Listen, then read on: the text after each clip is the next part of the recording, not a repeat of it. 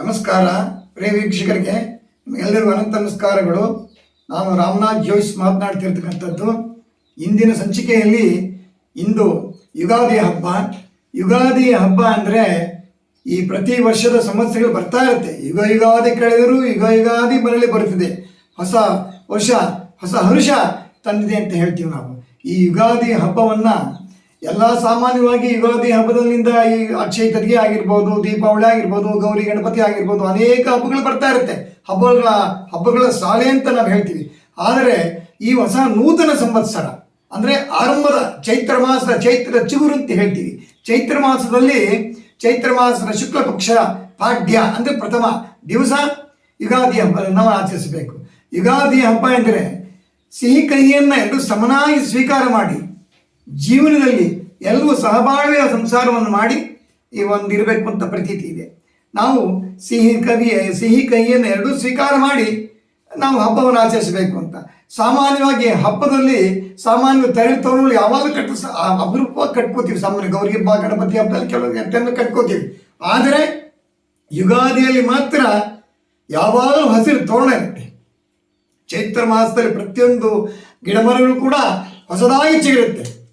ಹಾಗೆ ಚೈತ್ರ ಮಾಸದಲ್ಲಿ ಪ್ರತಿಯೊಬ್ಬರ ಮನೆಯಲ್ಲೂ ಕೂಡ ಯುಗಾದಿಯ ಹಬ್ಬದ ದಿವಸ ಪ್ರಥಮವಾಗಿ ತೋರಣವನ್ನು ಕಟ್ತೀವಿ, ತೋರಣ ಶೃಂಗಾರವನ್ನು ಮಾಡ್ತೀವಿ, ದೇವತಾ ವಿಗ್ರಹ ತೊಳೆದು ಶ್ರದ್ಧಾ ಭಕ್ತಿಯಿಂದ ಪೂಜೆಯನ್ನು ಮಾಡ್ತೀವಿ.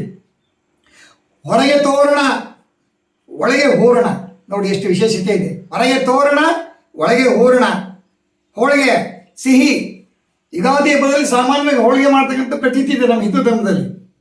ನಿತ್ಯ ಅನೇಕ ಸಿಹಿಗಳು ಮಾಡೋ ಪ್ರಶ್ನೆ ಬೇರೆ ಆಯಿತು. ಹೋಳಿಗೆ ಬಹಳ ವಿಶೇಷವಾಗಿರ್ತಕ್ಕಂಥದ್ದು ಯುಗಾದಿ ಹಬ್ಬದಲ್ಲಿ. ಹಾಗಾಗಿ ನಾವು ಈ ನೂತನ ಸಂವತ್ಸರದಲ್ಲಿ ಇಂದಿನ ದಿವಸ ಪ್ರತಿಯೊಬ್ಬರಿಗೂ ಒಂದು ಆಸೆ ಆಕಾಂಕ್ಷೆಗಳಿರುತ್ತೆ. ಏನು ಆಸೆ ಆಕಾಂಕ್ಷೆಗಳು ಅಂದರೆ ನನ್ನ ಗ್ರಹಸ್ಥಿತಿ ಆಗಿರುತ್ತೆ, ನನ್ನ ಗ್ರಹಗತಿಗಳಾಗಿರುತ್ತೆ, ನನ್ನ ರಾಶಿ ಆಗಿರುತ್ತೆ, ನನಗೆ ಆಗಿರುತ್ತಪ್ಪ ಅಂತ ಅವ್ರಿಗೆ ಕೆಲವು ಟೆನ್ಷನ್ ಇರುತ್ತೆ. ಹಾಗಾಗಿ ಇಂದಿನ ದಿವಸ ನಾನು ಯುಗಾದಿ ಹಬ್ಬದಲ್ಲಿ ಸಂವತ್ಸರ ಅಂದರೆ ವಿಶ್ವಾವಸು ಸಂವತ್ಸರ ಮುಗಿದು ಶ್ರೀ ಪರಾಭವ ಸಂವತ್ಸರ ನಾವು ಕಾಲಿಡ್ತಾ ಇದ್ದೀವಿ. ಶಾಲಿವಾಹನ ಶಕೆ 1948ಕ್ಕೆ ಕಾಲಿಡ್ತಾ ಇದ್ದೀವಿ. 47 ವಿಶ್ವಾವಸವಾಗೋಯ್ತು. 48ನೇ ಪರಾಭವ ನಾಮ ಸಂವತ್ಸರ. ಪರಾಭವ ನಾಮ ಸಂವತ್ಸರದಲ್ಲಿ ಶ್ರೀ ಪರಾಭವ ನಾಮ ಸಂವತ್ಸರದಲ್ಲಿ ನಾವು ರಾಜರು ಯಾರು, ಮಂತ್ರಿ ಯಾರು, ಸೇನಾಧಿಪತಿ ಯಾರು, ಮಳೆ ನಡೆಸ್ತಕ್ಕಂಥವ್ರು ಯಾರು, ಅದರಲ್ಲಿ ಎಲ್ಲರೂ ಕೂಡ ನವಗ್ರಹಗಳು 27 ನಕ್ಷತ್ರ 12 ರಾಶಿಗಳು. ಈ ನವಗ್ರಹಗಳು ಎಲ್ಲರೂ ಅದರಲ್ಲಿ ಅಡಗಿರ್ತಾರೆ. ಅದರಲ್ಲಿ ನಾವು ಹೇಳಬೇಕು ಅಂದರೆ ಈ ಶ್ರೀ ಪರಾಭವ ಸಂವತ್ಸರದಲ್ಲಿ ಚೈತ್ರ ಮಾಸದ ಉತ್ತರಾಯಣ ಪಾಲ್ಗುಣ ಚೈತ್ರ ಮಾಸ ಕಾಲಿಡ್ತಾ ಇಂದಿನ ದಿವಸ ನಾವು ಪರಾಭವ ನಾಮ ಸಂವತ್ಸರದಲ್ಲಿ ರಾಜ ಗುರು ಆಗಿರ್ತಾನೆ, ಮಂತ್ರಿ ಕುಜ ಆಗಿರ್ತಾನೆ, ಆಮೇಲೆ ಸಸ್ಯಾಧಿಪತಿ ಶುಕ್ರ ಆಗಿರ್ತಾನೆ, ಧನ್ಯಾಧಿಪತಿ ಬುಧ ಆಗಿರ್ತಾನೆ, ಅರ್ಘಾಧಿಪತಿ ಚಂದ್ರ ಆಗಿರ್ತಾನೆ, ಸೇನಾಧಿಪತಿ ಚಂದ್ರ ಆಗಿರ್ತಾನೆ, ಮೇಘಾಧಿಪತಿ ಚಂದ್ರ ಆಗಿರ್ತಾನೆ, ರಾಜಾಧಿಪತಿ ಶನಿ ಆಗಿರ್ತಾನೆ, ರಸಾಧಿಪತಿ ಶನಿ ಆಗಿರ್ತಾನೆ, ರಾಜ ಗುರು ಆಗಿರ್ತಾನೆ, ನಿರಾಸಾಧಿಪತಿ ಗುರು ಆಗಿರ್ತಾನೆ, ಪಶುದಾಯಕ ಕೃಷ್ಣ ಆಗಿರ್ತಾನೆ. ಅಂದರೆ ಗೋವುಗಳು ಹೆಚ್ಚಿನ ರೀತಿ ಹಾಲನ್ನು ಕೊಡುತ್ತೆ. ಯಾವ ಗೋವುಗಳು ಅಷ್ಟು ರೋಗ ರುಜಿನಗಳು ಬರೋದಿಲ್ಲ. ಕೃಷ್ಣನೇ ಕ್ಷೀರಪ್ರಿಯ. ಮೊದಲೇ ಹೇಳ್ತೀವಿ, ಕೃಷ್ಣನಿಗೆ ಬಹಳ ಹಾಲು ಮೊಸರು ಬೆಣ್ಣೆ ಬಹಳ ವಿಶೇಷವಾದ ಪರಮಾತ್ಮನಿಗೆ.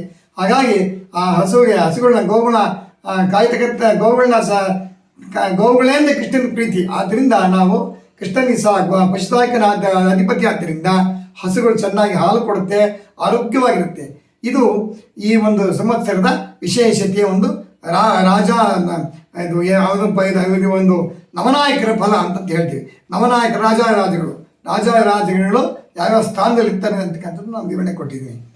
ರಾಜ ಗುರು ಆಗಿದ್ದರಿಂದ ಇವತ್ತಿನ ಪರಾಭವ ನಾಮ ಸಂವತ್ಸರದಲ್ಲಿ ಗುರುವ ರಾಜನಾದ್ದರಿಂದ ಇಂದಿನ ಯುಗಾದಿ ಹಬ್ಬವು ಕೂಡ ಗುರುವಾರ ಬಿದ್ದಿದೆ. ಎಷ್ಟು ವಿಶೇಷತೆ ಇದೆ ನೋಡಿ, ಎಷ್ಟು ಸುಭಿಕ್ಷೆ ಉಂಟಾಗುತ್ತೆ. ಮಂತ್ರಿ ಕುಜನಾಗಿರ್ತಾನೆ, ಭೂಮಿಕಾರಕ ಕುಜ. ಆದರೆ ಕುಜನ ಮಂತ್ರಿ ಆದ್ದರಿಂದ ಸ್ವಲ್ಪ ಈ ಒಂದು ಸಂವತ್ಸರದಲ್ಲಿ ಸ್ವಲ್ಪ ಅಗ್ನಿ ಅವಘಡಗಳು, ಬೆಂಕಿಗೆ ಆಗ್ತಕ್ಕಂಥ ಅಗ್ನಿ ಅವಘಡಗಳಾಗುತ್ತೆ. ಸ್ವಲ್ಪ ಜನರು ಸ್ವಲ್ಪ ಆರೋಗ್ಯದ ಸ್ವಲ್ಪ ಸಾಮಾನ್ಯವಾಗಿ ಸಣ್ಣ ಪುಟ್ಟ ವ್ಯತ್ಯಾಸಗಳಿರ್ತದೆ. ಹಾಗಾಗಿ ಟೆನ್ಷನ್ ಜಾಸ್ತಿ ಆಗ್ತಾ ಇರ್ತದೆ. ಹಾಗಾಗಿ ಮಂತ್ರಿ ರಾಜ ಕುಜ ಆದ್ದರಿಂದ, ರಾಜ ಗುರು ಆದ್ದರಿಂದ ಸುಭಿಕ್ಷ ಉಂಟಾಗೋದು ತಪ್ಪೇನಿಲ್ಲ. ಮಳೆಗೂ ಮೇಘಾಧಿಪತಿಗೂ ಚಂದ್ರ ಆಗಿರ್ತಾನೆ, ಶುಕ್ರ ಸಸ್ಯಾಧಿಪತಿ ಶುಕ್ರ ಆಗಿರ್ತಾನೆ. ಈ ಸಂವತ್ಸರದಲ್ಲರೂ ಸುಖ ಶಾಂತಿ ನೆಮ್ಮದಿಯಿಂದ ಬಾಳೋದ್ರಲ್ಲಿ ಅಭ್ಯಂತರ ಇಲ್ಲ. ಇದರಲ್ಲಿ ಮುಖ್ಯವಾದ ಸಂವತ್ಸರ ಫಲದಲ್ಲಿ ಏನಾಗುತ್ತೆ ಅಂದರೆ ರಾಜರುಗಳು ನ್ಯಾಯವಾಗಿ ರಾಜ್ಯ ಪರಿಪಾಲನೆ ಮಾಡ್ತಾ ಇರ್ತಾರೆ, ಏನು ಅಭ್ಯಂತರ ಇಲ್ಲ. ಅದರಲ್ಲಿ ಜನರು ಸತ್ಕರ್ಮ ಅದರಲ್ಲಿ ನಿರತರಾಗಿರ್ತಾರೆ.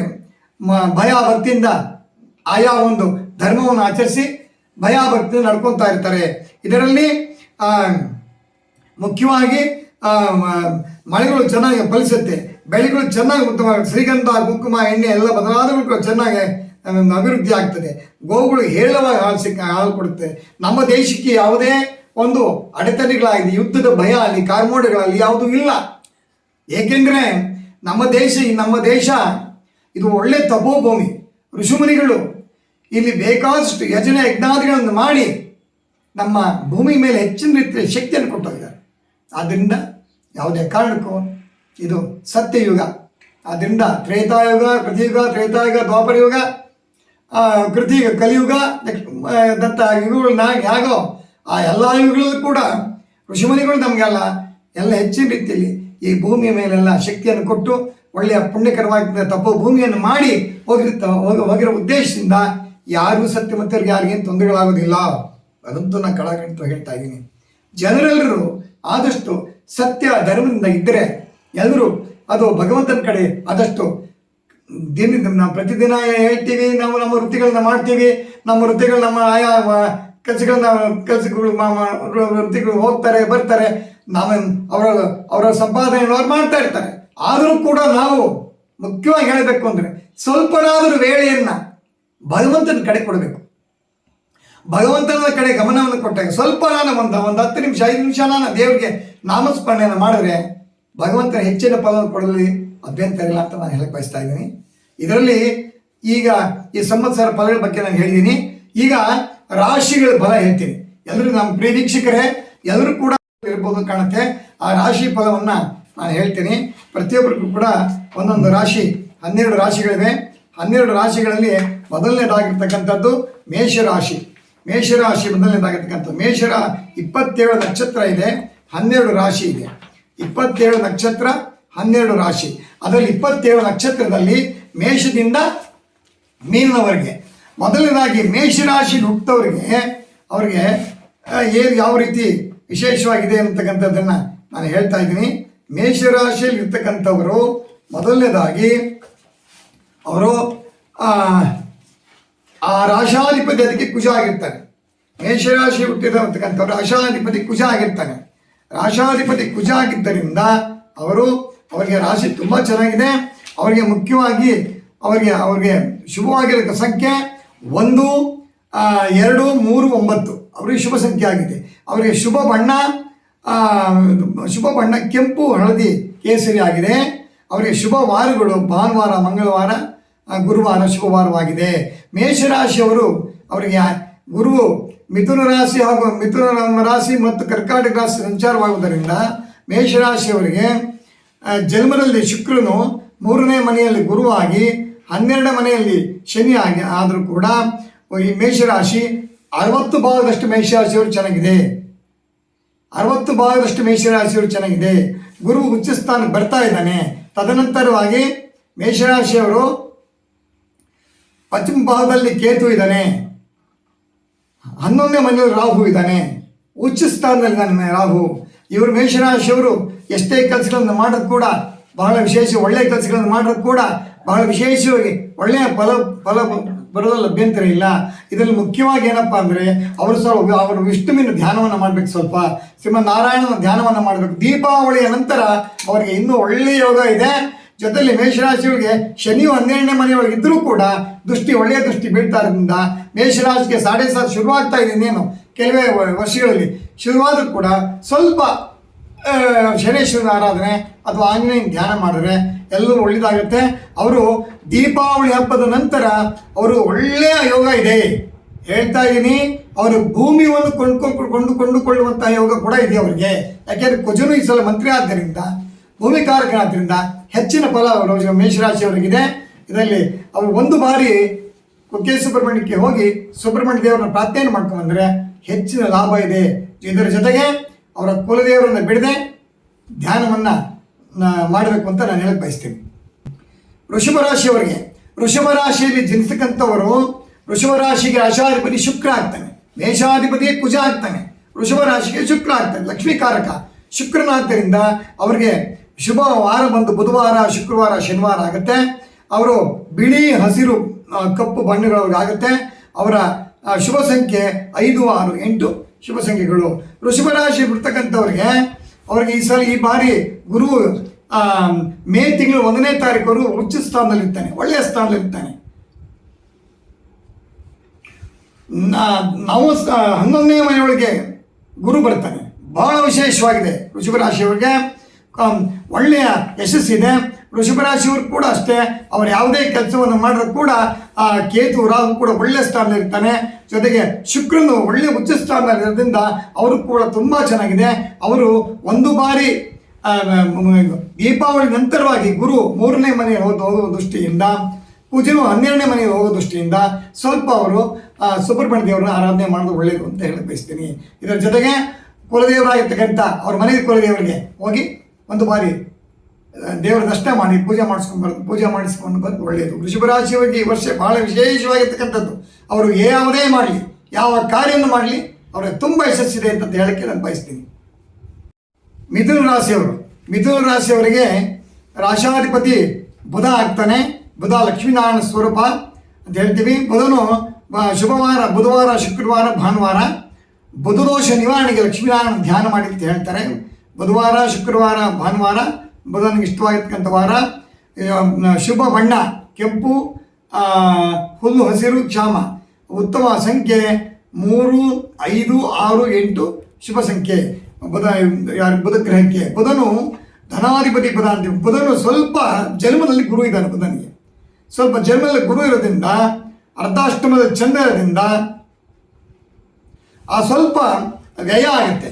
ಅಂದರೆ ವ್ಯಯ ಆಗೋ ದೃಷ್ಟಿಯಿಂದ ಹಣವನ್ನು ಸ್ವಲ್ಪ ಆದಷ್ಟು ಅವರು ಸ್ವಲ್ಪ ಖರ್ಚು ಮಾಡಬೇಕಾದ್ರೆ ಯೋಚನೆ ಮಾಡಿ ಖರ್ಚು ಮಾಡಬೇಕಾಗತ್ತೆ. ಹಾಗಾಗಿ ಅವರಿಗೂ ಕೂಡ ಶನೇಶ್ವರನು ಒಳ್ಳೆಯ ಸ್ಥಾನದಲ್ಲಿದ್ದಾನೆ. ಜೊತೆಗೆ ರಾಹುನು ಒಳ್ಳೆಯ ಸ್ಥಾನದಲ್ಲಿದ್ದಾನೆ. ಅವರಿಗೂ ಕೂಡ ಬುಧ ಮಿಥುನ ರಾಶಿಯವರಿಗೆ ಒಳ್ಳೆಯ ಯಶಸ್ಸು ಕಂಡು ಬರುತ್ತೆ. ಒಳ್ಳೆಯ ಪುಣ್ಯಕ್ಷೇತ್ರಗಳಿಗೆ ದರ್ಶನ ಮಾಡ್ಬೋದು. ದೇವತಾರಾಧನೆಗಳನ್ನು ಮಾಡ್ತಕ್ಕಂಥ ಒಳ್ಳೆಯ ಇದಿದೆ. ಜೊತೆಗೆ ಅವರು ಇನ್ನೂ ಹಲವಾರು ಬೇಕಾದಷ್ಟು ಅವರು ಭೂಮಿಯನ್ನು ಕೊಡ್ತಕ್ಕಂಥ ಭಾಗ್ಯನೂ ಅವ್ರಿಗಿದೆ. ಇದರಲ್ಲಿ ಬುಧ ಗ್ರಹನು ಮಿಥುನ ರಾಶಿಯವರಿಗೆ ಯಶಸ್ಸಾಗಿ ತುಂಬ ಯಶಸ್ಸು ಕೊಟ್ಟಿದ್ದಾನೆ. ಯಾವುದೇ ವಿಧವಾಗಿರ್ತಕ್ಕಂಥವರಿಗೆ ದೋಷ ಇಲ್ಲ. ಆದರೆ ಒಂದು ಮಾತ್ರ ಗುರುದು ಜನರಲ್ಲಿ ಇದು ಮೇ ತಿಂಗಳವರು ಗುರು ನೀಚಿನ ಸ್ಥಾನದಲ್ಲಿರ್ತಾನೆ. ಮೇ ತಿಂಗಳು ಬಂದ ನಂತರವಾಗಿ ಗುರು 2ನೇ ಮನೆ ಬರೋದ್ರಿಂದ ಬಹಳ ವಿಶೇಷತೆ, ಅದೃಷ್ಟ ಚೆನ್ನಾಗಿದೆ. ಅವರು ಬುಧ ಗ್ರಹ ಮಿಥುನ ರಾಶಿ ಬುಧ ಅಧಿಪತಿ ಆದ್ದರಿಂದ ಲಕ್ಷ್ಮೀನಾರಾಯಣ ಧ್ಯಾನವನ್ನು ಮಾಡೋದು ಉತ್ತಮ. ಒಂದು ಬಾರಿ ಅವರು ಹತ್ತಿರದಕ್ಕಂಥ ವಿಷ್ಣು ದೇವಾಲಯಕ್ಕೆ, ಎಲ್ಲ ತಿರುಪತಿ ದೂರ ಆದರೆ ಎಲ್ಲ ಹತ್ತಿರದ ವಿಷ್ಣು ದೇವಾಲಯಕ್ಕೆ ಹೋಗಿ ಒಂದು ತುಳಸಿ ಒಂದು ಅರ್ಚನೆ ಮಾಡಿಸಿದ್ರೆ ಅತ್ಯಂತ ಅಧಿಕ ಫಲ ಪಡೆದಲ್ಲಿ ಸಂಶಯವಿಲ್ಲ. ಮುಂದಿನ ರಾಶಿ ಕರ್ಕಾಟಕ ರಾಶಿ. ಅವರು ಇದಕ್ಕೆ ಅಧಿಪತಿ ಚಂದ್ರ ಆಗ್ತಾನೆ. ಕರ್ಕಾಟಕ ರಾಶಿ ಅಧಿಪತಿ ಚಂದ್ರ ಆಗ್ತಾನೆ. ಈ ಶುಭ ಕರ್ಕಾಟಕ ರಾಶಿಯವರಲ್ಲಿ ವಾರ ಸೋಮವಾರ, ಮಂಗಳವಾರ, ಗುರುವಾರ ಅವ್ರಿಗೆ ಇಷ್ಟವಾಗಿರ್ತಕ್ಕಂಥ ವಾರ. ತದನಂತರವಾಗಿ ಬಿಳಿ, ಕೆಂಪು, ಕೇಸರಿ ಬಣ್ಣ ಅವ್ರಿಗೆ ಆಗುತ್ತೆ. ಶುಭ ಸಂಖ್ಯೆ 2, 3, 9 ಶುಭ ಸಂಖ್ಯೆ ಆಗುತ್ತೆ. ಕರ್ಕಾಟಕ ರಾಶಿಯವರು ಚಂದ್ರಾಧಿಪತಿ ಕರ್ಕಾಟಕ ರಾಶಿ 2ನೇ ಮನೆಯಲ್ಲಿ ಕೇತು ಇದ್ದಾನೆ, 3ನೇ ಮನೆಯಲ್ಲಿ ಚಂದ್ರ ಇದ್ದಾನೆ, ದಶಮ ಸ್ಥಾನದಲ್ಲಿ ಶನಿ ಇದ್ದಾನೆ. ಎಲ್ಲವೂ ಚೆನ್ನಾಗಿದೆ. ಆದರೆ 12ನೇ ಮನೆ ಗುರು ಇರೋದ್ರಿಂದ ಕರ್ಕಾಟಕ ರಾಶಿಯವರಿಗೆ ಸ್ವಲ್ಪ ಆರೋಗ್ಯದಲ್ಲಿ ವ್ಯತ್ಯಾಸ ಉಂಟು. ಆರೋಗ್ಯದಲ್ಲಿ ಬಹಳ ಕಾಳಜಿ ವಹಿಸ್ಬೇಕು. ಅವರು ಆರೋಗ್ಯದಲ್ಲಿ ವ್ಯತ್ಯಾಸ ಉಂಟಾಗುತ್ತೆ. ದೀಪಾವಳಿ ಹಬ್ಬ ನಂತರ ಅವರಿಗೆ ತುಂಬ ಯಶಸ್ಸು ಬರುತ್ತೆ. ಅಲ್ಲಿವರೆಗೂ ಸ್ವಲ್ಪ ಕಾಯಬೇಕಾಗತ್ತೆ. ಆದರೆ ಅವರು ಸ್ವಲ್ಪ ಆರೋಗ್ಯದ ಕಡೆ ಗಮನ ಕೊಡಬೇಕು. ಕರ್ಕಾಟಕ ರಾಶಿಯವರು ಒಂದು ಬಾರಿ ಕುಕ್ಕೆ ಸುಬ್ರಹ್ಮಣ್ಯಕ್ಕೆ ಹೋಗಿ ಒಂದು ಶ್ರೀ ಸುಬ್ರಹ್ಮಣ್ಯ ದೇವರ ದರ್ಶನ, ಕುಕ್ಕೆ ಸುಬ್ರಹ್ಮಣ್ಯವೋ ಅಥವಾ ಕಾಳಹಸ್ತಿನೋ ಅಥವಾ ನಾಗರಮಡಿಕೆ, ಪಾವಗಡ ತಾಲೂಕು ನಾಗರಮಡಿಕೆನೋ ಅಥವಾ ಘಾಟಿ ಸುಬ್ರಹ್ಮಣ್ಯಕ್ಕೋ ಒಂದು ಬಾರಿ ಹೋಗಿ ತಗರಿ ಬೆಳೆಯನ್ನು ಸುಬ್ರಹ್ಮಣ್ಯ ದೇವಾಲಯಕ್ಕೆ ಅರ್ಪಿಸಿ ಲಕ್ಷ್ಮೀ ನರಸಿಂಹದೇವರ ಧ್ಯಾನವನ್ನು ಒಂದು ಬಾರಿ ನರಸಿಂಹ ದೇವಾಲಯಕ್ಕೆ ಹೋದರೆ ಅವರಿಗೆಲ್ಲೂ ಕೂಡ ಅಭಿಷ್ಟ ಫಲ ಬರೋದ್ರಲ್ಲಿ ಸಂಶಯವಿಲ್ಲ. 80 ಭಾಗ ಅವರಿಗೆ ಕರ್ಕಾಟಕ ರಾಶಿಗೆ ಶುಭವಾಗಿದೆ. ಸಿಂಹರಾಶಿ ಮುಂದಿನ ಸಿಂಹರಾಶಿಯವರಿಗೆ ಏನಪ್ಪ ಅಂದರೆ ಸೂರ್ಯನಾರಾಯಣ ಅಧಿಪತಿ ಆಗ್ತಾನೆ. ಸೂರ್ಯನಾರಾಯಣ ಆರೋಗ್ಯಕಾರಕ ಅಂತ ಹೇಳ್ತೀವಿ. ಸಿಂಹರಾಶಿಗೆ ಸೂರ್ಯನಾರಾಯಣ ಆರೋಗ್ಯಕಾರಕ ಸೂರ್ಯ ಅಂತ ಹೇಳ್ತೀವಿ. ರಾಶಾಧಿಪತಿ ಸೂರ್ಯ ಆಗ್ತಾನೆ. ಅದೇ ಅಧಿಪತಿಗೆ ಭಾನುವಾರ, ಸೋಮವಾರ, ಮಂಗಳವಾರ, ಗುರುವಾರ ಬಹಳ ಶುಭವಾಗಿರ್ತಕ್ಕಂಥ ವಾರ. ಕೆಂಪು, ಹಳದಿ, ಬಿಳಿ, ಹಸಿರು ಬಣ್ಣ ಶುಭವಾಗಿರ್ತಕ್ಕಂಥ ಬಣ್ಣ. 1, 3, 5, 9 ಸಿಂಹರಾಶಿಯವರಿಗೆ ಲಕ್ಕಿ ನಂಬರ್ ಆಗಿರುತ್ತೆ. ಸಿಂಹರಾಶಿಯವರು ಜನ್ಮದಲ್ಲಿ ಕೇತು ಇರ್ತಾನೆ, ಸಪ್ತಮದಲ್ಲಿ ರಾಹು ಇರ್ತಾನೆ.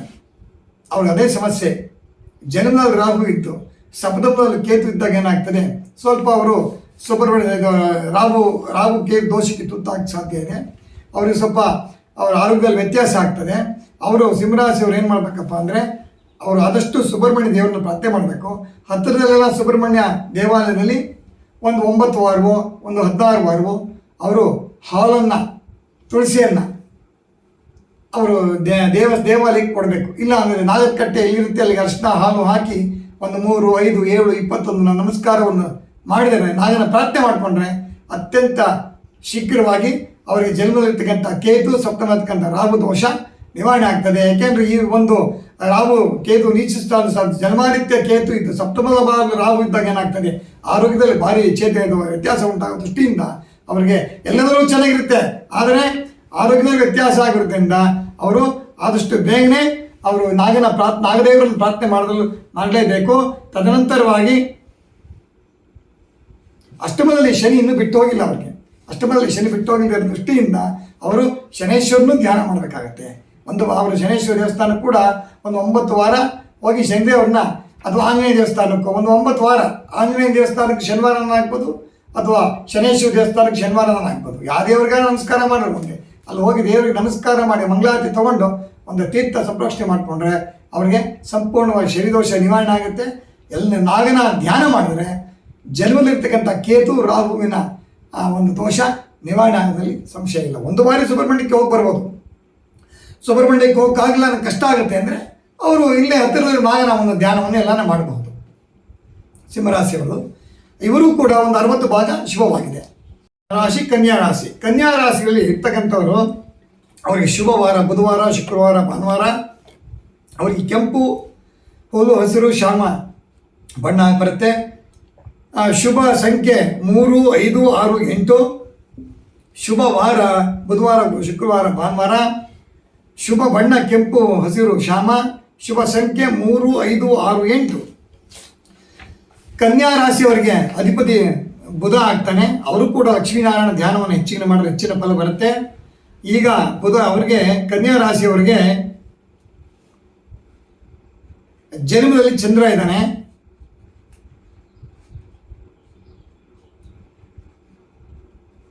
ಅವರಿಗೆ ಎಲ್ಲವೂ ಚೆನ್ನಾಗಿದೆ, ಆದರೆ ಮನಸ್ಸು ಚಂಚಲ. ಇವರಿಗೆ ಜನ್ಮದಲ್ಲಿ ಚಂದ್ರ ಇದ್ದು ಸಪ್ತಮ ರಾಹು ಇದ್ದಾನೆ, ಮನಸ್ಸು ಭಾರಿ ಚಂಚಲ. ಅವ್ರಿಗೆ ಈಗ ಆಡಿದ ಮಾತನ್ನು ಈಗ ಆಡೋಕ್ಕಾಗೋದಿಲ್ಲ ಅಂತ ಪರಿಸ್ಥಿತಿ ಇದೆ. ಅದಕ್ಕೆ ಅವ್ರಿಗೆ ಏನು ಮಾಡಬೇಕಪ್ಪ, ಕನ್ಯಾ ರಾಶಿಯವರು ಸ್ವಲ್ಪ ಅಕ್ಕಿಯನ್ನು ಒಂದು ಮಂಗಳವಾರ ಅಥವಾ ಭಾನುವಾರ ಯಾರ ದೇವಾಲಯಕ್ಕೆ ಬ್ರಾಹ್ಮಣರ ಅಕ್ಕಿಯನ್ನು ಸಮರ್ಪಣೆ ಮಾಡಿದ್ರೆ ಜನ್ಮಲ್ತಕ್ಕಂಥ ಚಂದ್ರ ದೋಷ ನಿವಾರಣೆ ಆಗುತ್ತೆ. ಜೊತೆಗೆ ಸಪ್ತಮ ರಾಹು ಉದ್ದಿನಬೇಳೆ ಅಕ್ಕಿಯನ್ನು ದೇವಾಲಯಕ್ಕೆ ದಾನ ಮಾಡಿ ಒಂದು ಮಂಗಳವಾರ ತುಂಬ ಚೆನ್ನಾಗಿರುತ್ತೆ. ಸಪ್ತಮಕ್ಕೆ ಶನೇಶ್ವರ ಇದ್ದಾನೆ, ನವಮಸ್ತ ಇದ್ದವನು 11ನೇ ಮನೆಯಲ್ಲಿ ಗುರು ಇದ್ದಾನೆ. ಎಲ್ಲವೂ ಕೂಡ ಅವ್ರ ಯಶಸ್ಸಾಗುತ್ತೆ. 100ಕ್ಕೆ 75 ಭಾಗದಷ್ಟು ಕನ್ಯಾ ರಾಶಿಗೆ ಶುಭವಾಗಿದೆ. ತುಲಾ ರಾಶಿಯವರಿಗೆ ಬಹಳ ವಿಶೇಷವಾಗಿದೆ. ಅವ್ರಿಗೇನು ಹೇಳಬೇಕಾದ್ದೇ ಇಲ್ಲ. ಶನೇಶ್ವರನ ಪಂಚಮ ಸ್ಥಾನ ಬಿಟ್ಟು ಹೊರಟೋಗಿದ್ದಾರೆ. ಒಳ್ಳೆ ಸ್ಥಾನದಲ್ಲಿ ಗುರು ಇದ್ದಾನೆ, ಶನೇಶ್ವರ ಒಳ್ಳೆ ಸ್ಥಾನದಲ್ಲಿದ್ದಾನೆ. ಆದರೆ 11ನೇ ಮನೆಯಲ್ಲಿ ಆದರೆ 12ನೇ ಮನೆಯಲ್ಲಿ ಕೇತು ಇರೋದ್ರಿಂದ ಆರೋಗ್ಯದಲ್ಲಿ ಸ್ವಲ್ಪ ವ್ಯತ್ಯಾಸ ಉಂಟಾಗುತ್ತೆ. ಅವರು ಆರೋಗ್ಯ ಒಂದು ನಿವಾರಣೆಗೆ ಸುಬ್ರಹ್ಮಣ್ಯ ದೇವರನ್ನು ಪ್ರಾರ್ಥನೆ ಮಾಡಿಕೊಳ್ಳಿ, ತುಂಬ ಯಶಸ್ಸಾಗುತ್ತೆ. ತುಲಾ ರಾಶಿಯವರಿಗೆ ಅತ್ಯಂತ ಶೀಘ್ರವಾಗಿ ವಿವಾಹ ಭಾಗ್ಯ ಕೂಡ ಎಲ್ಲವೂ ಒಳ್ಳೆಯದಾಗುತ್ತೆ. ಅವ್ರು ಏನೇ ಒಂದು ವ್ಯವಹಾರದ ಕೈ ಹಾಕಿದ್ರು ಕೂಡ ಎಲ್ಲವೂ ಕೂಡ ಪರಿಪೂರ್ಣ ಫಲ ಬರುತ್ತೆ ಅಂತ ಹೇಳಕ್ಕೆ ನಾನು ಬಯಸ್ತಾ ಇದ್ದೀನಿ. 100ಕ್ಕೆ 85 ಭಾಗದಷ್ಟು ತುಲಾ ರಾಶಿಗೆ ಶುಭವಾಗಿದೆ. ತದನಂತರವಾಗಿ ವೃಶ್ಚಿಕ ರಾಶಿಯವರು ವೃಶ್ಚಿಕ ರಾಶಿಯವರಿಗೆ ಇನ್ನು ಅವರಿಗೆ ಪಂಚಮಾರ್ತಿ ಶನಿ ಬಿಡುಗಡೆ ಆಗಿಲ್ಲ. ಇವರಿಗೆ ರಾಶಾಧಿಪತಿ ಕುಜ ಆಗ್ತಾನೆ. ಈ ಬಾರಿ ಸ್ವಲ್ಪ ಅವ್ರು ಹುಷಾರಾಗಿರ್ಬೇಕು. ರಾಶಿಗೆ ಅಧಿಪತಿನೇ ಕುಜ ಆದ್ದರಿಂದ ಅವರು ಸುಬ್ರಹ್ಮಣ್ಯ ಧ್ಯಾನ ಜಾಸ್ತಿ ಮಾಡಬೇಕು.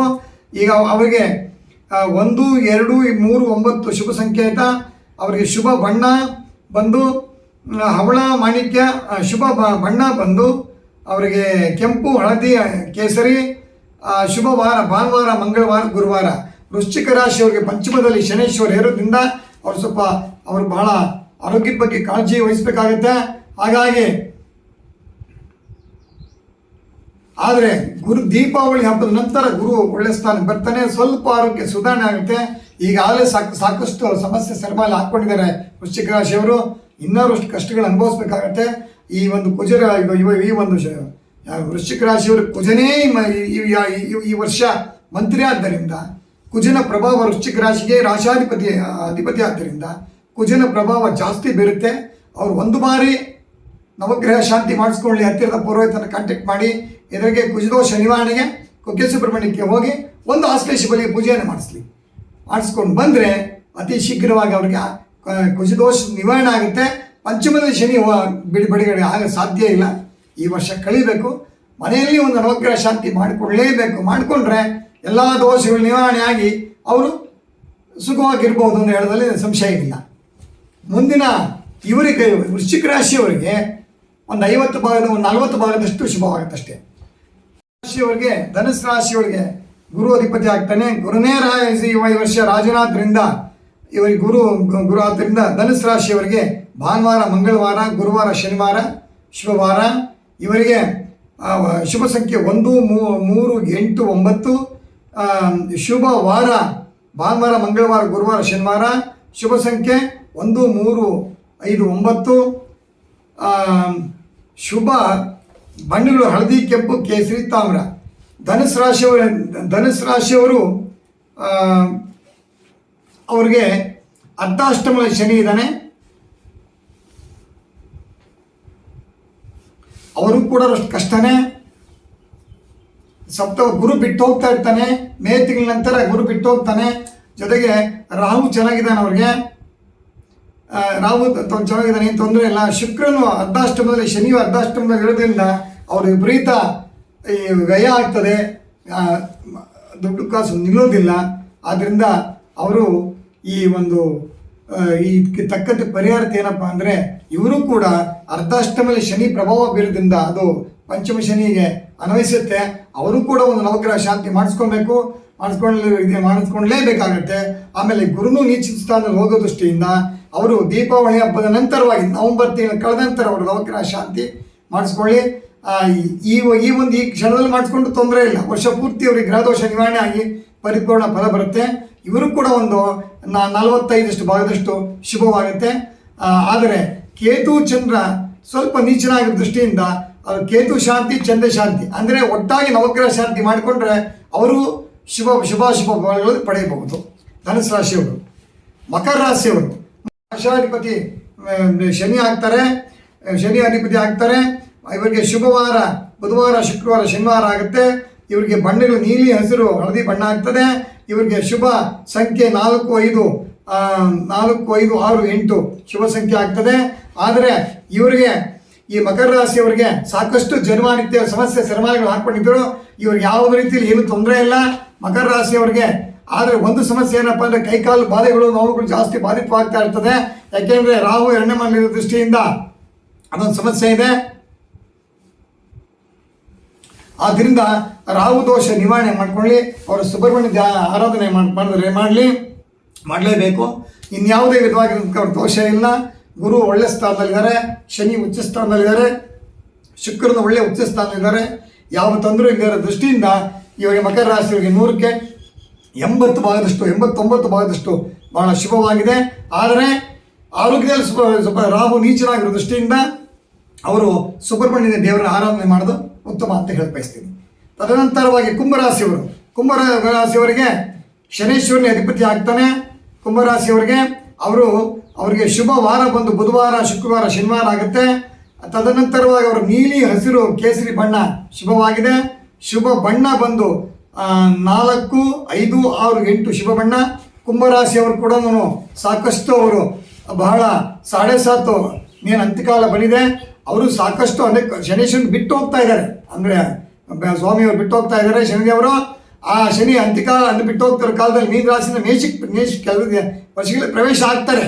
ಆದ್ದರಿಂದ ಆ ಕುಂಭರಾಶಿಯವರು ಇವಾಗ ಇನ್ನೂ 2ನೇ ಮನೆಯಲ್ಲಿ ಶನೇಶ್ವರ ಇದ್ದಾನೆ. ಇದ್ರೂ ಕೂಡ ಒಳ್ಳೆಯ ದೃಷ್ಟಿ ಬೀಳ್ತಾ ಇದ್ದಾರೆ, ಯಾವುದೇ ತೊಂದರೆ ಇಲ್ಲ. ಆದರೆ ಜನ್ಮದಲ್ಲಿ ರಾಹು ಇದ್ದಾನೆ ಅವರಿಗೆ, ಕುಂಭರಾಶಿಯವರಿಗೆ ಜನ್ಮದಲ್ಲಿ ರಾಹು, ಸಪ್ತಮದಲ್ಲಿ ಕೇತು ಇರೋದ್ರಿಂದ ಆರೋಗ್ಯದಲ್ಲಿ ಸಾಕಷ್ಟು ಬದಲಾವಣೆ ಆಗ್ತದೆ. ಸಾಮಾನ್ಯ ಕುಂಭರಾಶಿಯವರು ಕಣ್ಣಿಗೆ ಸಂಬಂಧಪಟ್ಟ ಆಪರೇಷನ್ಗಳಾಗಿರ್ಬೋದು, ಕಣ್ಣಿಗೆ ಸಂಬಂಧಪಟ್ಟ ದೃಷ್ಟಿ ದೋಷಗಳಾಗಿರ್ಬೋದು, ಶರೀರ ಬಾಧೆಗಳಾಗಿರ್ಬೋದು, ಅನೇಕ ಈ ಒಂದು ಅಪಘಾತಗಳು ಗೇಟ್ ಮಾಡ್ಕೊಂಡಾಗಿರ್ತಕ್ಕಂಥ ಕೆಲವು ಘಟನೆಗಳು 5, 6, 7 ವರ್ಷಗಳು ನಡೆದಿರ್ಬೋದು 7.5. ಹಾಗಾಗಿ ಅವರು ಈಗಲೂ ಕೂಡ ಆದಷ್ಟು ಸುಬ್ರಹ್ಮಣ್ಯ ದೇವರನ್ನು ಪ್ರಾರ್ಥನೆ ಮಾಡಲಿ. ಹಾಗಾಗಿ ಗುರು ಈ ಒಳ್ಳೆ ಸ್ಥಾನದಲ್ಲಿದ್ದಾರೆ. ಶನಿದೇವರನ್ನ ಧ್ಯಾನ ಮಾಡಬೇಕು ಅವರು. ತದನಂತರವಾಗಿ ದೀಪಾವಳಿ ಹಬ್ಬ ಕಳೆದ ನಂತರವಾಗಿ ಗುರು ಬಿಟ್ಟು ಹೋಗ್ತಾರೆ. ಆದರೆ ಇವರು ಕೂಡ ಒಂದು ಬಾರಿ ನವಗ್ರಹ ಶಾಂತಿ ಮನೆಯಲ್ಲಿ ಮಾಡಿಸ್ಕೊಂಡ್ರೆ ಬಹಳ ಒಳ್ಳೆಯದು, ಆರೋಗ್ಯ ದೃಷ್ಟಿಯಿಂದ ಮಾಡಿಸ್ಕೊಳ್ಳೇಬೇಕು. ಹಾಗಾಗಿ ಶನಿಯು ಕೂಡ ಇನ್ನೂ ಸ್ವಲ್ಪ ನೀಚನಾಗಿರೋದ್ರಿಂದ ಒಳ್ಳೆ ದೃಷ್ಟಿ ಕೊಟ್ಟರೂ ಕೂಡ ರಾಹು ಬಹಳ ಕ್ರೂರ ಆಗಿರೋದ್ರಿಂದ ಅವರು ಸುಬ್ರಹ್ಮಣ್ಯ ದೇವರ ಧ್ಯಾನ ಮಾಡಲೇಬೇಕು. ಸಾಧ್ಯವಾದರೆ ಒಂದು ನವಗ್ರಹ ಶಾಂತಿ ಮಾಡಲಿ ಮನೆಯಲ್ಲಿ, ಇಲ್ಲ ಅಂತಂದರೆ ದೇವಾಲಯದಕ್ಕಿಂತ ಮನೆಯಲ್ಲಿ ಮಾಡೋದು ಉತ್ತಮ. ಸುಬ್ರಹ್ಮಣ್ಯ ದೇವರ ಆರಾಧನೆ ಮಾಡಲೇಬೇಕು ಅಂತ ಹೇಳಿ ನಾನು ಬಯಸ್ತೀನಿ. ರಾಹುದೋಷ ನಿವಾರಣೆಗೆ ಸುಬ್ರಹ್ಮಣ್ಯೇಶ್ವರ ದರ್ಶನ ಅಥವಾ ಸುಬ್ರಹ್ಮಣ್ಯ ದೇವರ ಧ್ಯಾನ ಯಾವುದನ್ನು ಮಾಡಿದರೆ ಪರಿಹಾರವಾಗುತ್ತೆ ಅಂತ ಹೇಳಿ ನಾನು ಬಯಸ್ತೀನಿ. ತದನಂತರವಾಗಿ ಮೀನ ರಾಶಿ ರಾಶಾಧಿಪತಿ ಗುರು ಆಗ್ತಾನೆ. ಗುರು ಜನ್ಮದಲ್ಲಿ ಗುರುವೇ ರಾಶಿಯಲ್ಲಿ ಗುರು ಮೀನ ರಾಶಿಗೆ ರಾಶಾಧಿಪತಿ ಗುರು ಆಗ್ತಾನೆ. ಗುರು ಮೀನ ರಾಶಿಗೆ ಅಧಿಪತಿ ಆದ್ದರಿಂದ ಗುರುವೇ ಈ ವರ್ಷ ಸಂವತ್ಸರ ಅಧಿಪತಿ ಆದ್ದರಿಂದ ಮೀನರಾಶಿಯವರಿಗೆ ಬಹಳ ಕಷ್ಟ ಇದೆ. ಅವರು ಇದರಲ್ಲಿ ಸಿಂಹರಾಶಿಯವರು ಮೀನರಾಶಿಯವರು ಸಾಕಷ್ಟು ಅವರು ವೃಶ್ಚಿಕ ರಾಶಿಯವರು ಸಿಂಹರಾಶಿಯವರು ಮೀನರಾಶಿಯವರು ಸಾಕಷ್ಟು ಸಮಸ್ಯೆನ ಅವರು ಸೆರೆಮಾಲೆ ಹಾಕ್ಕೊಂಡು ಅನುಭವಿಸ್ಬೇಕಾಗತ್ತೆ. ಅದರೊಳಗೆ ಮೀನರಾಶಿಯವರು ಬಹಳ ಅನುಭವಿಸ್ಬೇಕಾಗತ್ತೆ. ಮೀನರಾಶಿಯವ್ರಿಗೆ ಈ ರೀತಿಯಾಗಿ ಕಷ್ಟ ಅನುಭವಿಸ್ಬೇಕಾಗತ್ತೆ ಅಂದರೆ ಗುರುಗಳೇ ಹೇಗೆ, ಈ ಪರಿಹಾರ ಹೇಗೆ ಅಂತ ನೀವು ಆತಂಕ ಪಡ್ಬೋದು, ಕೇಳ್ಬೋದು. ಸಾಮಾನ್ಯ ಪುರೋಹಿತ ರಥದಲ್ಲಿ ಪುರೋಹಿತನ ಎಲ್ಲಕ್ಕೂ ಪರಿಹಾರ ಇದೆ. ಭಗವಂತ ಎಲ್ಲಕ್ಕೂ ಒಂದು ಸಮಸ್ಯೆಗೂ ಪರಿಹಾರ ಇಟ್ಟಿರ್ತಾನೆ. ಏನು ಪರಿಹಾರ ಇದಕ್ಕೆ ಸುಲಭವಾಗಿರತಕ್ಕಂಥ ಪರಿಹಾರ, 16 ವಾರ ಶನಿವಾರ ದಿವಸ ಶನೇಶ್ವರನ ಧ್ಯಾನ ಮಾಡಿ, ಶನಿದೇವರ ದೇವಾಲಯಕ್ಕೆ ಹೋಗಿ ಸರ್ವಾಭಿಷ್ಟಫಲ ಸಿದ್ಧ್ಯರ್ಥಂ ಶಂ ಶನೇಶ್ವರಾಯ ನಮಃ ಶನಿದೇವರ ಪ್ರಾರ್ಥನೆ ಮಾಡ್ಕೊಳ್ಳಿ. ಪರಮಾತ್ಮನ ಶನಿದೇವರ ಪ್ರಾರ್ಥನೆ ಮಾಡ್ಕೊಳ್ಳಿ. ಪರಮಾತ್ಮ ಸರ್ವಾಭಿಷ್ಟ ಫಲ ಸಿದ್ಧ್ಯರ್ಥಂ ಎಲ್ಲ ಫಲವನ್ನು ಕೊಡ್ತಾನೆ ಶನೇಶ್ವರ. ಶನಿದೇವರ ಧ್ಯಾನ ಮಾಡಿ, ಇಲ್ಲ ಆಂಜನೇಯ ದೇವಸ್ಥಾನಕ್ಕೆ ಹೋಗಬೇಕು. ಶನಿದೇವರೇ ಒಂದೇ ಇಲ್ಲ, ಆಂಜನೇಯ ದೇವಸ್ಥಾನಕ್ಕೆ ಹೋಗ್ಬೇಕು. 16 ವಾರ ಜೇನುತುಪ್ಪ ತುಳಸಿಯನ್ನು ಕೊಡಿ. ತದನಂತರವಾಗಿ ನರಸಿಂಹದೇವರಿಗೆ ಮಂಗಳವಾರ ಹೋಗಿ ಕೊನೆಯ ವಾರದ ದಿವಸ ತೈರಿಬೇಳೆಯನ್ನು ನರಸಿಂಹದೇವರ ದಾನವನ್ನು ಮಾಡಿ ದೇವಸ್ಥಾನಕ್ಕೆ. ಜನ್ಮದಲ್ಲಿರ್ತಕ್ಕಂಥ ಶನೇಶ್ವರರು ಯಾವುದೇ ತೊಂದರೆ ಕೊಡೋದಿಲ್ಲ. ಈಗಾಗಲೇ ಅವರಿಗೆ 3 ವರ್ಷ ಕಳೆದಿದೆ, ಇನ್ನು 3 ವರ್ಷ ಇದೆ. ಅವರು 3 ಬಾರಿ ಒಂದು ನವಗ್ರಹ ಶಾಂತಿ ಮನೆಯಲ್ಲಿ ಮಾಡಿಸಿದ್ರೆ ಮಾಡಿಕೊಂಡು ಉತ್ತಮ. ಶನೇಶ್ವರನು ಬಹಳ ಕ್ರೂರತೆ ಜನ್ಮದಲ್ಲೇ ಇರೋ ದೃಷ್ಟಿಯಿಂದ ಅವರು ಅನೇಕ ಸಮಸ್ಯೆಗೆ ಸೆರೆಮಾಲೆ ತುತ್ತಾಗಬೇಕಾಗತ್ತೆ. ವಾಹನಾದಿಗಳು ಕಳ್ಕೊತಾರೆ, ಭೂಮಿ ಕಳ್ಕೊತಾರೆ, ಆರೋಗ್ಯದಲ್ಲಿ ವ್ಯತ್ಯಾಸ ಉಂಟಾಗ್ತದೆ. ಇವೆಲ್ಲರೂ ಅನೇಕ ಶರೀರಕ್ಕೆ ಬಹಳ ಸಮಸ್ಯೆ ಉಂಟಾಗ್ತದೆ, ಆರೋಗ್ಯದಲ್ಲಿ ಬಹಳ ವ್ಯತ್ಯಾಸ ಆಗ್ತದೆ, ಭೂಮಿ ಕಳ್ಕೊತಾರೆ, ಮನೆ ಕಳ್ಕೊತಾರೆ, ಅನೇಕ ಸಮಸ್ಯೆನ. ಯಾಕೆಂದರೆ ಎಂಥ ರಾಜ ಮಹಾರಾಜರು ಕೂಡ ಶನೇಶ್ವರನ ಕೋಪಕ್ಕೆ ತುತ್ತಾದವರಿಲ್ಲ ಯುಗದಲ್ಲಿಲ್ಲ. ಹಾಗಾಗಿ ಮತ್ತೊಮ್ಮೆ ಬಾರಿ ಹೇಳ್ತಾ ಇದ್ದೀನಿ, ಶನೇಶ್ವರನ ಆರಾಧನೆ ಮಾಡಿದ್ರೆ ಎಲ್ಲವೂ ಸರಿ ಹೋಗುತ್ತೆ. ನಿಮ್ಮ ಭೂಮಿನೂ ಉಳಿಯುತ್ತೆ, ಮನೆಯೂ ಉಳಿಯುತ್ತೆ, ಆರೋಗ್ಯ ಭಾಗ್ಯನೂ ಉಳಿಯುತ್ತೆ, ನಿಮ್ಮ ಮಾನ ಪ್ರಾಣ ಎಲ್ಲವೂ ಭಗವಂತ ಕಾಪಾಡ್ತಾನೆ. ಆದ್ದರಿಂದ ಮೀನರಾಶಿಗೆ ಶನೇಶ್ವರನೇ ನೀಚನಾಗಿ ರಾಶಿಯಲ್ಲಿ ಕೂತಿರೋ ದೃಷ್ಟಿಯಿಂದ ನೀವು ಶನಿದೋಷ ನಿವಾರಣೆಗೆ ನವಗ್ರಹ ಶಾಂತಿ, ಆಂಜನೇಯನ ಧ್ಯಾನ, ನರಸಿಂಹದೇವರ ಧ್ಯಾನವನ್ನು ಮಾಡಲೇಬೇಕು ಅಂತ ಹೇಳಕ್ಕೆ ಬಯಸ್ತೀನಿ.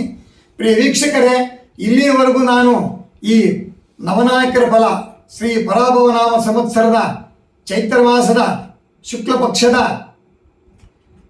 ಪಾಡ್ಯ ಅಂದರೆ ಯುಗಾದಿ ಹಬ್ಬದ ದಿವಸ ನಾನು ಈ ಪಂಚಾಂಗ ಶ್ರವಣವನ್ನು ನಿಮಗೆಲ್ಲರಿಗೂ ಹೇಳಿದ್ದೀನಿ. ಈ ಮೇಷರಾಶಿಯಿಂದ ಮೀನರಾಶಿಯವರೆಗೆ ಅಂದರೆ ಇದು ಪರಾಭವನಾಮ ಸಂವತ್ಸರ 40ನೇ ಸಂವತ್ಸರ.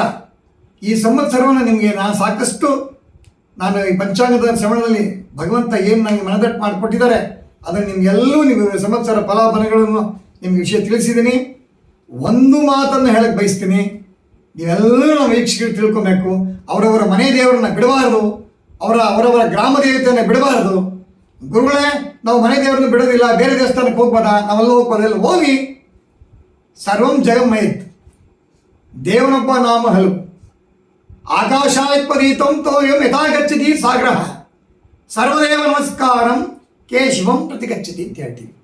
ಆಕಾಶ ಮೇಲಂತ ಬಿದ್ದಂಥ ಮಳೆ ನೀರು ಮನೆ ಮುಂದೆಲ್ಲ, ಮನೆಯಲ್ಲಿ ಕೆಳಗಡೆ ಎಲ್ಲ ಹಳ್ಳ ಕಾಂಪೌಂಡ್ ಎಲ್ಲ ಹರ್ಕೊಂಡು ಹೋಗುತ್ತೆ. ಒಂದು ಹಳ್ಳ ಹೋಗುತ್ತೆ, ಮನೆ ಮುಂದೆ ಹರ್ಕೊಂಡು ಹೋಗುತ್ತೆ. ಒಂದು ಹಳ್ಳ ಹರ್ಕೊಂಡು ಹೋಗುತ್ತೆ, ಒಂದು ಕೆರೆ ಸೇರುತ್ತೆ, ಒಂದು ನದಿ ಸೇರುತ್ತೆ, ಹಾಗೆ ಒಂದು ಸಮುದ್ರ ಸೇರುತ್ತೆ. ಹಾಗೆ ಸಮುದ್ರದಿಂದ ಸಾಗರ ದೊಡ್ಡದು ಅಂತ ಹೇಳ್ತಾರೆ. ಹಾಗೆ ನಾವು ಆಕಾಶಾತ್ಪತೀತಂ ತೋಯಂ ಯಥಾಗಚ್ಚತಿ ಸಾಗರ, ಎಲ್ಲಿ ಮಳೆ ನೀರು ಬಿದ್ದರೂ ಸಾಗರಕ್ಕೆ ಹೋಗುತ್ತೆ. ಸರ್ವದೇವ ನಮಸ್ಕಾರಂ, ನೀವು ಶಿವನನ್ನು ಧ್ಯಾನ ಮಾಡಿ, ವಿಷ್ಣುವನ್ನು ಧ್ಯಾನ ಮಾಡಿ, ಕೇಶವನನ್ನು ಧ್ಯಾನ ಮಾಡಿ, ನರಸಿಂಹದೇವರನ್ನು ಧ್ಯಾನ ಮಾಡಿ, ಭಗವತಿ ದುರ್ಗಾ ಪರಮೇಶ್ವರನ ಧ್ಯಾನ ಮಾಡಿ, ಗಣಪತಿಯನ್ನು ಧ್ಯಾನ ಮಾಡಿ. ಯಾವ ದೇವರನ್ನು ಧ್ಯಾನ ಮಾಡಿದ್ರು ಸರ್ವದೇವ ನಮಸ್ಕಾರಂ ಕೇಶವಂ ಪ್ರತಿಗಚ್ಚತಿ, ಭಗವಂತನಿಗೆ ಕೇಶವನಿಗೆ ಸಲ್ಲುತ್ತದೆ. ಅದನ್ನೇ ಪರಮಾತ್ಮ ಭಗವಂತನಿಗೆ ಹೇಳಿದ್ದಾನೆ. ನಾವು ಏನೇ ದಾನವನ್ನು ಮಾಡ್ಬೇಕಾದ್ರೆ ಏನು ಮಾಡ್ತೀವಿ? ಶಿವಾರ್ಪಣ ವಸ್ತು ರಾಮಾರ್ಪಣ ವಸ್ತು ಅಂತ ಹೇಳೋದಿಲ್ಲ. ತಿಳ್ಕೊಂಬೇಡಿ ಹೇಳ್ತಾನೆ ಅಂತ. ಕೃಷ್ಣನ ಮಹಾಭಾರತದಲ್ಲಿ ಹೇಳಿದ್ದಾನೆ, ಏನೇ ಕೇಳ್ಕೊಟ್ರು ಕೂಡ ಅದು ಕೃಷ್ಣಾರ್ಪಣ ವಸ್ತು ಅಂತ ಹೇಳ್ತೀವಿ, ಕೃಷ್ಣನಿಗೆ ಅರ್ಪಿತವಾಗಲಿ ಅಂತ. ಹಾಗಾಗಿ ಭಗವಂತ ನಮಗೆ ಕೊಟ್ಟಂತಹ ಆರೋಗ್ಯ ಭಾಗ್ಯದಲ್ಲಿ ಈ ಭರತ ಭೂಮಿಯಲ್ಲಿ ನಾವೆಲ್ಲ ಹುಟ್ಟಿರ್ತಕ್ಕಂಥದ್ದು ಹಿಂದೂ ಧರ್ಮದ ಒಂದು ಬುನಾದಿಯಲ್ಲಿ ಹುಟ್ಟು ಬೆಳೆದಂಥವರು, ಜನ್ಮ ಕೊಟ್ಟದ್ದು ನಮ್ಮ ತಂದೆ ತಾಯಿಗಳು. ಈ ಒಂದು ಪೃಥ್ವಿಯಲ್ಲಿ ನಾವೆಲ್ಲ ಹುಟ್ಟು ಬೆಳೆದಿದ್ದೀವಲ್ಲ, ಹಿಂದೂ ಧರ್ಮ ಸಂಸ್ಕೃತಿಯಲ್ಲಿ ಆ ಹಿಂದೂ ಧರ್ಮವನ್ನು ಉಳಿಸ್ತಾ ಬೆಳೆಸ್ತಾ ಆ ಬೇರಿನ ಚಿಗುರು, ನಾವೆಲ್ಲ ಹೇಳಿದ್ನಲ್ಲ ಯುಗಾದಿಯ ಚೈತ್ರ ಚಿಗುರು ಅಂತ, ಹೇಗೆ ಚಿಗುರುತ್ತೆ ಮಾವಿನ ಮೇಲೆ ನಾವು ತೋರಣ ಯಾಕೆ ಕಟ್ಟಿದ್ದೀವಿ, ಹಾಗೆ ಈ ಭವ್ಯ ಭಾರತದ ಭಾವೈಕ್ಯ ಸತ್ಯದ ಸಂಕೇತದಂತೆ ನಮ್ಮ ಹಿಂದೂ ಧರ್ಮ ಸನಾತನ ಧರ್ಮವನ್ನು ಪರಿಪಾಲನೆ ಮಾಡ್ತಾ ಭಗವಂತನ ಧ್ಯಾನವನ್ನು ಮಾಡ್ತಾ ಮಕ್ಕಳಿಗೆ ಆದಷ್ಟು ಪ್ರಿಯ ವೀಕ್ಷಕರೇ, ಮತ್ತೊಂದು ಬಾರಿ ಹೇಳ್ತಾ ಇದ್ದೀನಿ, ಮಕ್ಕಳಿಗೆ ನೀವು ಏನೇ ಎಜುಕೇಷನ್ ಕೊಡಿ ಸಂತೋಷ. ಅವರು ಇಂಜಿನಿಯರು ಡಾಕ್ಟ್ರು ಏನಾಗಲಿ, ಅವರು ಫಾರಿನ್ ಹೋಗಲಿ ವಿದೇಶಕ್ಕೆ ಹೋಗಲಿ ಅಭ್ಯಂತರ ಇಲ್ಲ. ಹುಟ್ಟಿದ ಊರು ಭೂಮಿ ತಂದೆ ಮಾತೃಸ್ಥಾನ ಪಿತೃಸ್ಥಾನ, ನಮ್ಮ ಭೂಮಿ, ನಮ್ಮ ದೇವರು, ನಮ್ಮ ನದಿಗಳು, ಬೆಟ್ಟಗಳು, ಪಂಚಭೂತಗಳು ಅಂತಕ್ಕಂತಹ ಭರತಖಂಡದ ಕಾಶ್ಮೀರದ ಕನ್ಯಾಕುಮಾರಿವರೆಗೆ ಎಷ್ಟು ನಮ್ಮ ದೇಶ ಪರಮ ಪವಿತ್ರವಾಗಿರ್ತಕ್ಕಂಥ ತಪೋಭೂಮಿ. ಅದನ್ನೇ ಹೇಳ್ತಕ್ಕಂಥದ್ದು, ಕಾತ್ಯಾಯನಾಯ ವಿದ್ಮಹೇ ಕನ್ಯಾಕುಮಾರಿ ಧೀಮಹಿ ತನ್ನೋ ದುರ್ಗಿ ಪ್ರಚೋದಯಾತ್. ಕಾಶ್ಮೀರಿನ ಕನ್ಯಾಕುಮಾರಿ ಭರತಖಂಡದಲ್ಲಿ ನಾವು ಹುಟ್ಟು ಬೆಳೆದಕ್ಕಂಥ ಎಷ್ಟು ನಾವು ನಿಜಕ್ಕೂ ನಾವು ಎಷ್ಟು ಪರಮ ಪವಿತ್ರ, ಎಷ್ಟು ನಾವು ನಮ್ಮ ದೇಶ ಪ್ರಪಂಚವೆಲ್ಲ ಇರಬಹುದು ದೇಶ, ಆದರೆ ನಮ್ಮ ಸನಾತನ ಧರ್ಮದ ಹಿಂದೂ ರಾಷ್ಟ್ರದಕ್ಕಂಥ ನಮ್ಮ ಭಾರತ ದೇಶ ಎಷ್ಟು ಪರಮ ಪವಿತ್ರವಾಗಿರ್ತಕ್ಕ ತಪೋ ಭೂಮಿಯಲ್ಲಿ ನಾವು ಹುಟ್ಟು ಬೆಳೆದು ನಮ್ಮ ಜನ್ಮ ಕೊಟ್ಟಿದ್ದಕ್ಕೆ ತಂದೆ ತಾಯಿಗಳವರ ಆಶೀರ್ವಾದ ಪ್ರತ್ಯಕ್ಷರೇವರು ಅಂತ ಹೇಳ್ತೀವಿ. ಬರೀ ವೀಕ್ಷಕರು, ನಿಮ್ಮ ಮತ್ತೊಮ್ಮೆ ನಾನು ನಿಮ್ಮ ಕೈ ಮುಗಿದು ಕೇಳ್ಕೊತಾ ಇದ್ದೀನಿ, ನಿಮ್ಮ ತಂದೆ ತಾಯಿಗಳಿಗೆ ಅವ್ರು ಹಿಡಿದು ಕೂಡ ಹೃದಯ ಸ್ಮರಣೆ ಮಾಡ್ಕೊಳ್ಳಿ, ತಂದೆ ತಾಯಿಯರ ಆಶೀರ್ವಾದವನ್ನು ಪಡೀರಿ. ತಂದೆ ಗುರುಗಳೇ ಕಾಲ್ವಾಗ್ಬಿಟ್ರು, ತಾಯಿ ಕಾಲ್ವಾಗ್ಬಿಟ್ರು, ಎಲ್ಲಿಲ್ಲ, ನಮ್ಮ ಹೃದಯದಲ್ಲಿದ್ದಾರೆ ಮಾತಾಪಿತೃಗಳು. ಅವರನ್ನು ಪ್ರಾರ್ಥನೆ ಮಾಡಿ, ಗುರುಗಳು ಪ್ರಾರ್ಥನೆ ಮಾಡಿ. ಪ್ರತ್ಯಕ್ಷ ದೇವರು ತಂದೆ ತಾಯಿ ಪಂಚಭೂತಗಳು, ಆಕಾಶ ಭೂಮಿ ನೀರು ಗಾಳಿ ಅಗ್ನಿ, ಹಾಗೆ ಪಂಚಭೂತಗಳಾಗೋ ಸೂರ್ಯ ಚಂದ್ರರು ಮಾತಾಪಿತೃಗಳು. ಗುರು ಅಂದ್ರೆ ಯಾರು? ಜನ್ಮ ಕೊಟ್ಟಾಗ ವಿದ್ಯೆ ಶಾಲೆಯಲ್ಲಿ ಯಾರು ವಿದ್ಯೆ ಹೇಳ್ಕೊಡ್ತಾರೆ ಗುರುಗಳು. ಮೊದಲನೇ ಗುರು ತಾಯಿ ತಂದೆ, ಶಾಲೆಯಲ್ಲಿ ಹೇಳ್ಕೊಡ್ತಕ್ಕಂಥ ಗುರು ಅವರು. ಹಾಗೆ ಸೂರ್ಯ ಚಂದ್ರ ಕಣ್ಣಿ ಕಾಣ ದೇವರು ಪಂಚಭೂತಗಳು ಅಂತ ಹೇಳ್ತೀವಿ. ತಂದೆ ತಾಯಿಗಳು, ಸೂರ್ಯ ಚಂದ್ರರು, ಗುರು ವಿದ್ಯೆ ಹೇಳ್ಕೊಟ್ಟಿದ್ದ ಗುರುಗಳು. ಔದುಂಬ ವೃಕ್ಷ, ಅರಳಿ ವೃಕ್ಷ ಗುರುವಿನ ಸ್ಥಾನ. ಒಂದು ಬಾರಿ ನೀವು ಅರಳಿ ವೃಕ್ಷಕ್ಕೆ ಅಥವಾ ಔದುಂಬರ ಅಂತ ಹೇಳ್ತೀವಿ, ಹಳ್ಳಿ ಭಾಷೆಯಲ್ಲಿ ನಾವು ಅತ್ತಿಮರ ಅಂತ ಹೇಳ್ತೀವಿ, ನಾವು ವೇದದಲ್ಲಿ ಔದುಂಬರ ಅಂತೀವಿ. ಔದುಂಬ ವೃಕ್ಷಕ್ಕೆ ಪ್ರದಕ್ಷಿಣೆ ಹಾಕಿ ಒಂದು ಗುರುವಾರ, ಒಂದು ಶನಿವಾರ, ಗುರುವಾರ ದಿವಸ ಔದುಂಬ ವೃಕ್ಷಕ್ಕೆ ಅಥವಾ ಅರಳಿ ವೃಕ್ಷಕ್ಕೆ 3 ಪ್ರದಕ್ಷಿಣೆ ಹಾಕಿಬಿಟ್ಟು ಅರಳಿ ವೃಕ್ಷಕ್ಕೆ ನಾಳೆನೂ ಪ್ರಾರ್ಥನೆ ಮಾಡಿ, ಅರಳಿ ವೃಕ್ಷದಲ್ಲಿರ್ತಕ್ಕಂಥ ಬಿದ್ದಂಥ ಎಲೆಗಳನ್ನ ನಿಮ್ಮ ಯಾವುದೋ ಮಕ್ಕಳಿಗೆ ಶಾಲೆ ಹೋಗ್ತಾರಲ್ಲ ಅವರ ಒಂದು ಪುಸ್ತಕವನ್ನು ಒಳಗಡೆ ಇಡಿ, ನಿಮ್ಮ ಜವಾಬ್ದಾರಿ ಹಾಕ್ಕೊಳ್ಳಿ. ಗುರುಗಳ ಆಶೀರ್ವಾದ ಸದಾಕಾಲ ಇರುತ್ತೆ. ಹಾಗಾಗಿ ಗುರುಗಳು ಪ್ರತ್ಯಕ್ಷ ದೇವರು, ಮಾತಾಪಿತೃಗಳು ಪ್ರತ್ಯಕ್ಷ ದೇವರು. ಅವರನ್ನು ಧ್ಯಾನಿಸ್ತಾ ನಿಮ್ಮ ದೇವರುಗಳನ್ನ, ಮನೆ ದೇವರುಗಳನ್ನ, ಯಾವ ದೇವರನ್ನಾಗಲಿ ಮನೆ ದೇವರನ್ನ ಕೈ ಬಿಡಬಾರ್ದು, ಗ್ರಾಮ ದೇವರನ್ನ ಕೈ ಬಿಡಬಾರ್ದು. ಭಗವಂತನ ನಮನ ಮಾಡ್ತಾ ಇದ್ದು ಹಿರಿಯರಲ್ಲಿ ಭಕ್ತಿ, ಹಿರಿಯರಲ್ಲಿ ಗೌರವವನ್ನು ಮಕ್ಕಳಿಗೆ ಈಗಲಿಂದ ಹೇಳ್ಕೊಡ್ತಾ ಬನ್ನಿ. ಇವೆಲ್ಲವನ್ನು ಮಾಡ್ತಾ ಇರಿ. ಭಗವಂತನು ನಿಮ್ಮ ಮಕ್ಕಳನ್ನು, ನಿಮಗೆ ಆರೋಗ್ಯ ಭಾಗ್ಯ, ಮಕ್ಕಳಿಗೆ ಉದ್ಯೋಗದಲ್ಲಿ ಪ್ರಗತಿ, ಭೂಮಿ ಅಭಿವೃದ್ಧಿ, ಒಂದು ಕುಟುಂಬ ಅಂದರೆ ಎಲ್ಲೂ ಕೂಡ ಅಭಿವೃದ್ಧಿ ಮಾಡಿ ಭಗವಂತ ಕಾಪಾಡ್ತಾನೆ. ಧನ ಕನಕ ವಸ್ತು ವಾಹನಾದಿಗಳೆಲ್ಲವನ್ನು ಐಶ್ವರ್ಯ ಕೊಟ್ಟು ಭಗವಂತ ನಿಮಗೆ ಕಾಪಾಡ್ತಾನೆ. ಎಲ್ಲೂ ಕೂಡ ಯಶಸ್ಸಾಗುತ್ತೆ ಅಂತ ಹೇಳೋಕ್ಕೆ ನಾನು ಬಯಸ್ತಾ ಇದ್ದೀನಿ. ಪ್ರಿಯ ವೀಕ್ಷಕರೇ, ಇಲ್ಲಿಯವರೆಗೂ ಕೂಡ ನಾನು ಈ ಯುಗಾದಿ ಸಂವತ್ಸರ ಬಗ್ಗೆ ನಾನು ಹೇಳಿ ನನ್ನ ಒಂದೆರಡು ನುಡಿಮುತ್ತುಗಳ ಮಾತುಗಳನ್ನು ಹೇಳಿದ್ದೀನಿ. ಇದರಲ್ಲಿ ನಂದೇನಾದರೂ ಒಂದು ತಪ್ಪಿದ್ರೆ ದಯವಿಟ್ಟು ಕ್ಷಮೆ ಇರಲಿ.